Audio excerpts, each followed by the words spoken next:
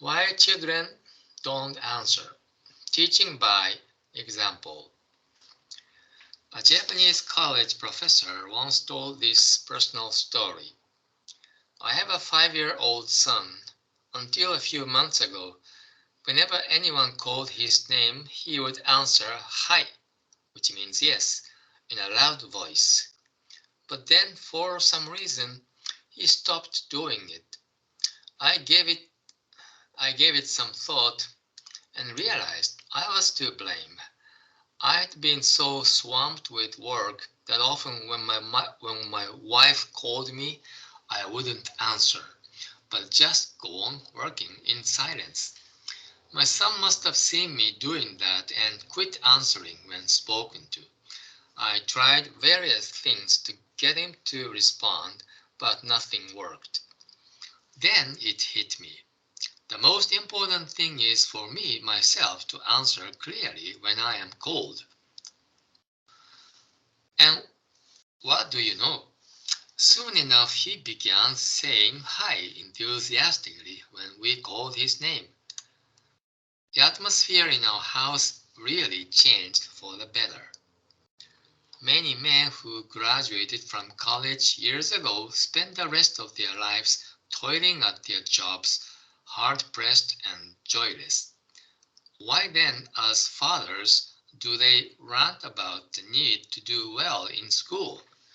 Study hard and get into a good college, they say. That's all your mother and I ask.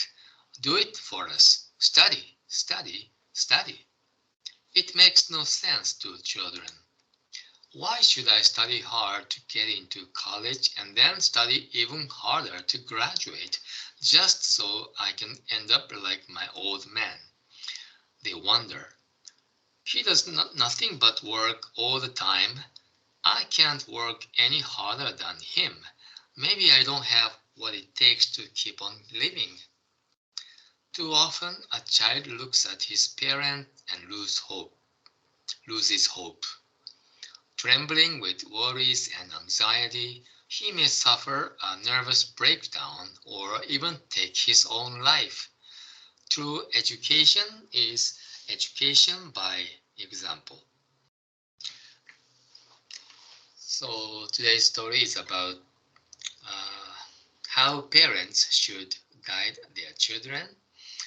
Uh, no matter how many lessons or message they send, words or speeches only don't work. Uh, Parents should show examples, leading by example. Parents should become their children's role model. Yeah, because first, sometimes our actions uh, speak more eloquently than speeches. Maybe we get more information through the eyes than through our ears. Of course, words are important, especially when sharing Buddhism.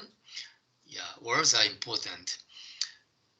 We can share Buddhism only through words.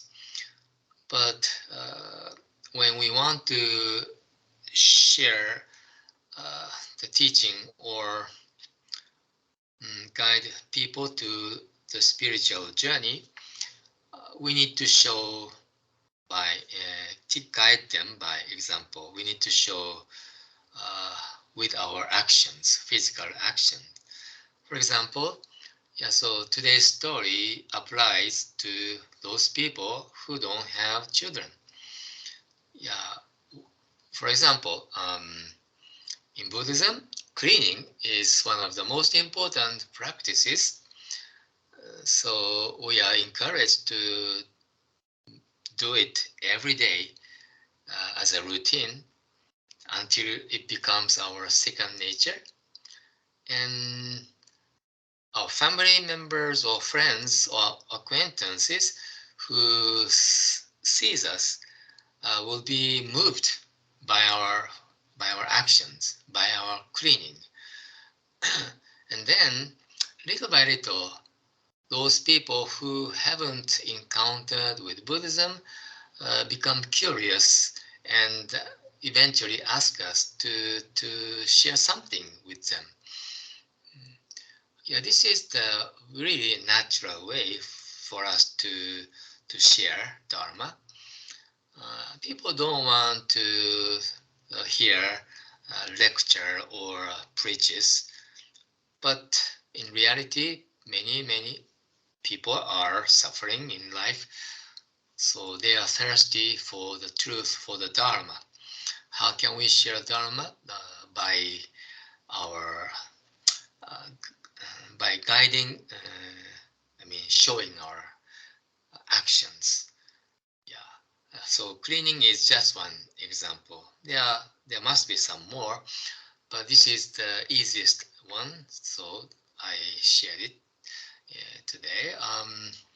Yeah. So let's practice. Let's put the teaching into practice.